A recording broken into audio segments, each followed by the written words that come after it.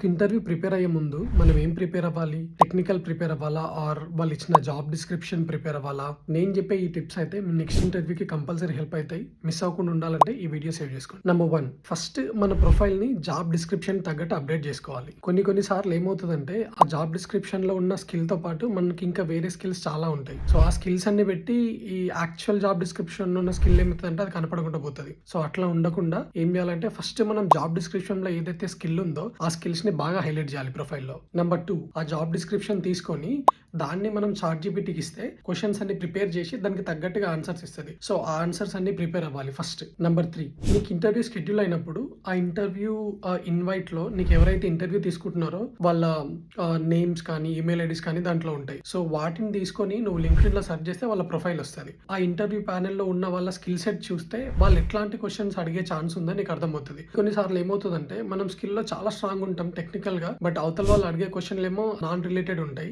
డిఫరెంట్‌గా maybe architecture level అట్లుంటాయి. నువ్వు అది కూడా టాకిల్ చేయాలంటే ఏం చేయాలంటే ఇట్లా నువ్వు లింక్డ్ఇన్‌లో వాళ్ళ ప్రొఫైల్ చూసి వాళ్ళు ఎట్లాంటి క్వెషన్స్ అడిగే ఛాన్స్ ఉందో నీకు అర్థమవుతది వాళ్ళ ప్రొఫైల్‌ని బట్టి. సో ఇదొక మంచి ఆప్షన్. ఫైనల్‌గా ఇంట్రో.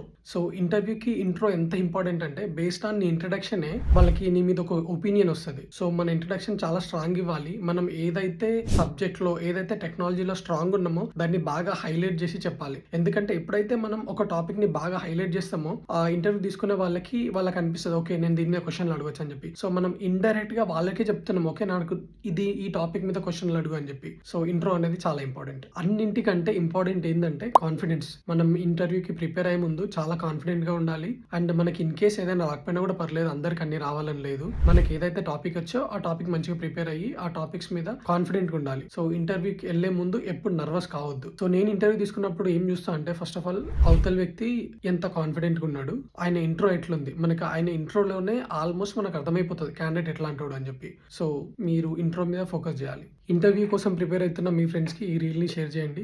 సో నేను ఇంకా నాకు తెలిసిన ఐడియాస్ టిప్స్ చెప్తుంటా. ఫాలో చేయడం మర్చిపోద్దు. సేవ్ చేసుకోండి.